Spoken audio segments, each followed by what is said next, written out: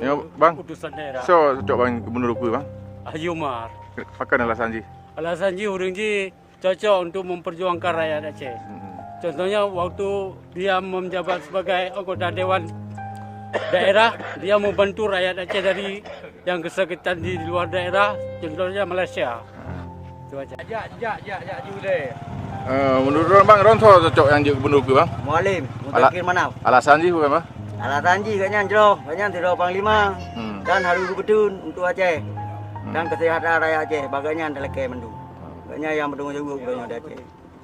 Tapi, Bang, menurut Ron Uki so cocok calon Gubernur Aceh bang. Pilihan Ron so yang cocok. Cocok. Yang cocok so Gubernur Aceh Ron. So ada beliau tu. Yang sosok Mesti nak Nasir Jamil, nak Mualim, nak Haji Umar dan lain-lain itu. Haji Umar undang. Pakai alasan ji. Haji Umar kan nak membantu masyarakat. Selama ni bantu di luar tu. Jadi harapan ji lagi ya. Ya. beliau buka apa undang? Menurut Ron Uki so cocok je Gubernur Aceh. Gubernur Aceh, sosok jalan. Kan yang nak badi Ron so kira. Yang cocok yang selama ni. Mualim. Pu Haji Umar, Pu Pak Nasir ataupun lain-lainnya. Oh, memang menurut long ka urang yang jarang dah bohinan. Be urang yang mengaithat ka. Apa du thon kan masyarakatnya nah nam tetoh pikayo. So kira jarang menurut Ron. Nasir Jamil, Mualim, Haji Umar. So kira.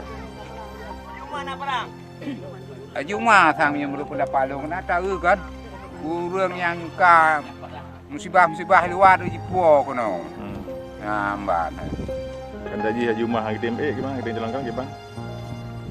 Nya ni hak TMA yang ke. Acara lain. Urang yang pemimpin kabinan tu dah Aceh. Ingin rakyat Aceh ke bang pun dah. Nanti Mualim itu tadi tu. Bang, menurut Ron Uki yang so cocok Gubernur. Baik. Enggak. Kan baik boleh. Kan baik mana? Kan menurut Ron so cocok. Kira badi Ron. Begitu hanan tu kau enggak. Kan mesti nak antara lain nak saja ni Haji Umar, Mualim tu. Cocok Haji Umar. Pakai Haji Umar. Alasan dia.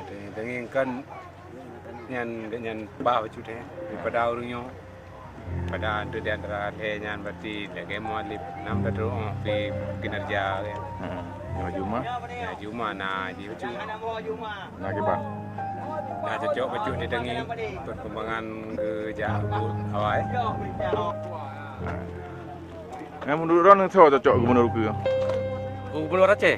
Gubernur Aceh yang pemikiran lu ke Nasir Jamil. Alasan ji? Alasan ji Nasir Jamil kan kait doa dalam persoalan krisis pemerintah Aceh. Kait doa situasi Jakarta kiban Jakartanya ipengat Aceh.